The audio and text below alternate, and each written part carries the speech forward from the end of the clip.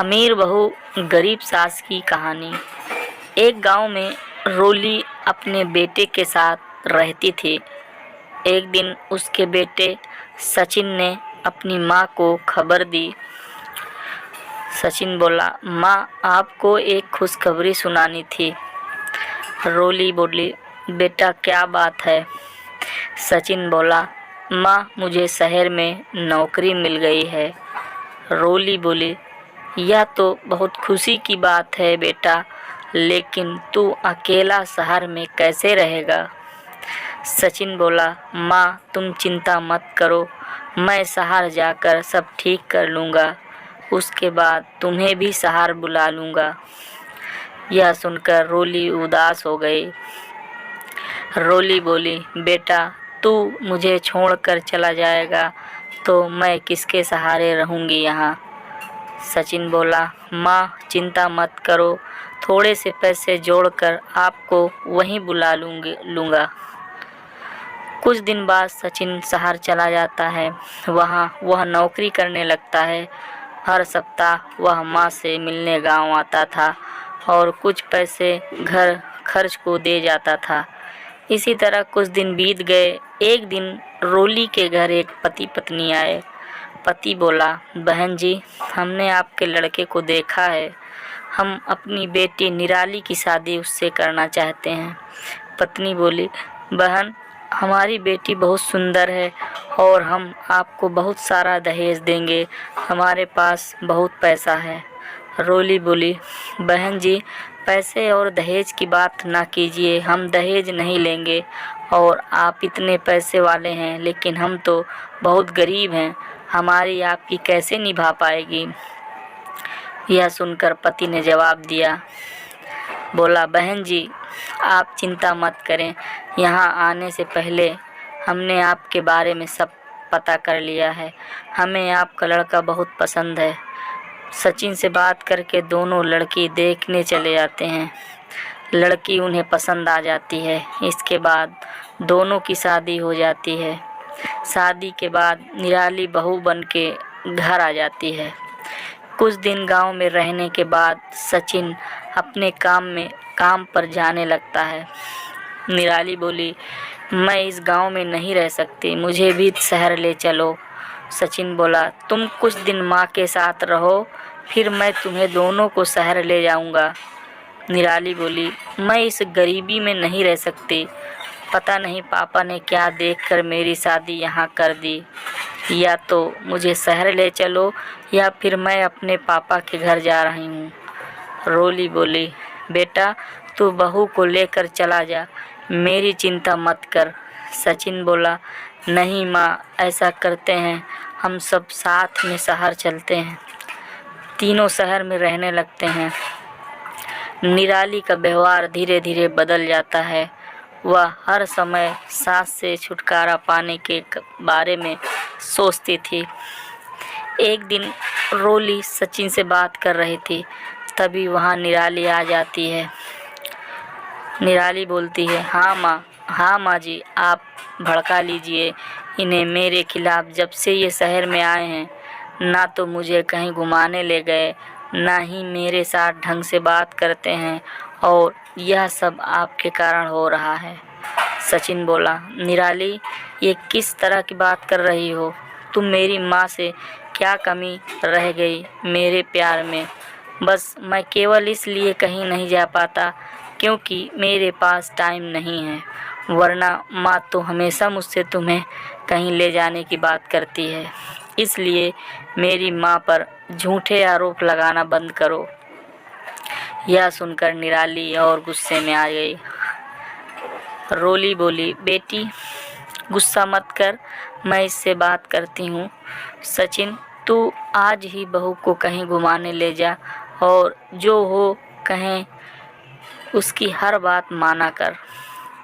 निराली बोली, रहने दीजिए माँ जी, आप ही इन्हें भड़काती हैं और मेरे सामने भली बनने का नाटक कर रही हैं। मुझे अब कहीं नहीं जाना, और जाना भी होगा तो आपसे पूछने की ज़रूरत नहीं है। यह कहकर वह कमरे में चली जाती है। उसके इस बात से रोली बहुत दुखी होती है। उसके अरमानों पर पानी फिर जाता है। इधर सचिन भी बहुत दुखी होता है। अगले दिन से निराली ने दोनों के लिए खाना बनाना बंद कर दिया और सचिन के जाने के बाद अपने पिता के घर चली जाती है। घर का सारा काम रोली करती है और जब सचिन के आने का समय होता है तो उससे 1 घंटे पहले निराली आ जाती है। इस बात का सचिन को जरा भी पता नहीं था। एक दिन निराली अपने साथ एक आदमी को लेकर घर आई। निराली बोली, माँ जी, ये दुबे जी हैं। ये बुजुर्गों को तीर्थ यात्रा पर ले जाते हैं। 1 महीने की यात्रा है जिसमें सारे तीर्थ कराते हैं। बहुत कम खर्च में मैंने पैसे जमा करा दिए हैं। आप शाम को ही इनके साथ चली जाना। रोली बोली, लेकिन बेटी एक बार सचिन से तो पूछ लेने दे। निराली बोली, नहीं माँ जी, वो आपको जाने नहीं देंगे और ऐसा मौका आपको दोबारा नहीं मिलेगा। रोली आशा की बातों में रोली निराली की बातों में आकर शाम को उस आदमी के साथ चली जाती है। शाम को जब सचिन आता है तो वह माँ को ना पाकर पूछता है। तब निराली कहती है, माँ जी तो तीर्थ यात्रा पर चली गई हैं। उनके गांव से एक आदमी आया था, वो उन्हें अपने साथ ले गया है। सचिन बहुत परेशान हो गया। वह कुछ दिन माँ का इंतज़ार करता रहा लेकिन माँ नहीं आई। उसके बाद वह गांव गया माँ के बारे में पता करने लेकिन माँ का कहीं भी पता नहीं चला। निराली बोली, बहुत खुश रहने लगी। उसके रास्ते का कांटा हमेशा के लिए निकल गया था। इधर वह आदमी रोली को बहुत दूर ले जाकर एक रेलवे स्टेशन पर बैठा कर चला जाता है। रोली को कुछ पता नहीं होता है। जब वह सुबह देखती है तो वहाँ कोई नहीं था। रोली घबरा जाती है। वह रास्ता ढूंढने लगती है लेकिन उसे कहीं कुछ समझ नहीं आता है। इधर सचिन अपनी माँ के लिए बहुत परेशान रहने लगा। वह बीमार पड़ गया। निराली ने जब यह सब देखा तो वह एक दिन अपने पिताजी के पास गई। निराली बोली, पापा, जिस आदमी को आपने भेजा था उससे पता करो मेरी सास कहाँ है। उनके बिना तो ये बीमार पड़ गए। पिता बोला, बेटी, तेरी सास को छोड़ने के बाद वह आदमी वापस आ रहा था, उसका एक्सीडेंट हो गया, वह मर गया और जब से मैं भी बीमार पड़ा हूँ। बेटी, हमें ऐसा नहीं करना चाहिए था। यह सुनकर निराली रोने लगती है। इधर माँ के गम में सचिन की बीमारी बढ़ जाती है। उसके बचने की कोई उम्मीद नहीं रहती। सचिन एक दिन निराली से कहता है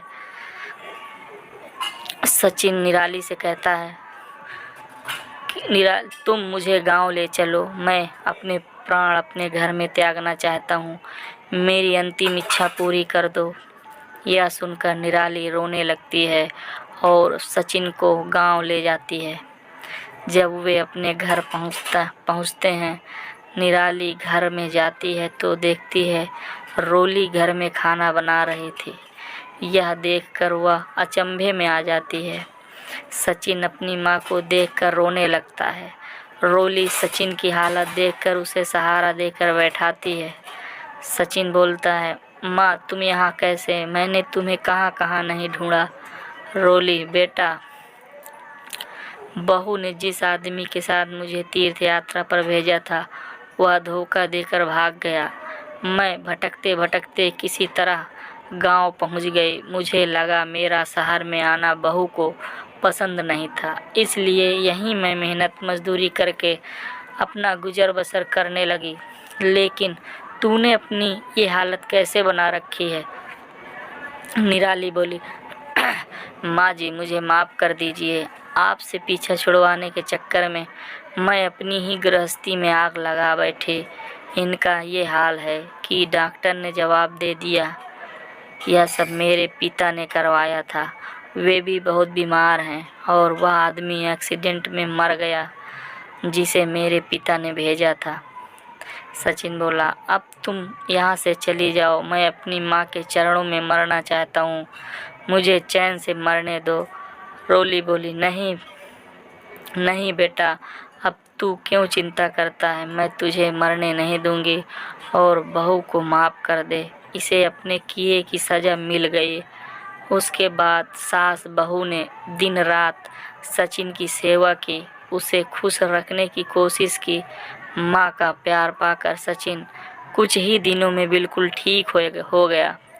सचिन बोला, माँ मैं शहर नहीं जाना चाहता, यही कुछ काम कर लूँगा।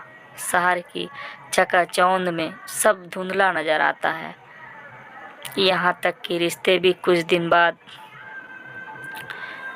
दिन बाद निराली के पिताजी घर आए और रोली के पैरों में गिरकर माफ़ी मांगने लगे।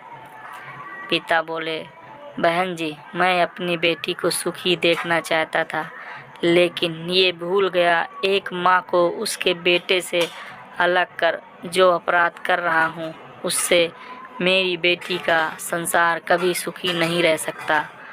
रोली बोली, मैंने आप सभी को माफ़ कर दिया। इसके बाद निराली बिल्कुल बदल गई। वह अपनी सास की सेवा करने लगी। सचिन उसके व्यवहार से बहुत खुश रहने लगा। दोस्तों, आशा करता हूँ कहानी पसंद आई होगी। कहानी पसंद आई हो तो लाइक, सब्सक्राइब और शेयर करें।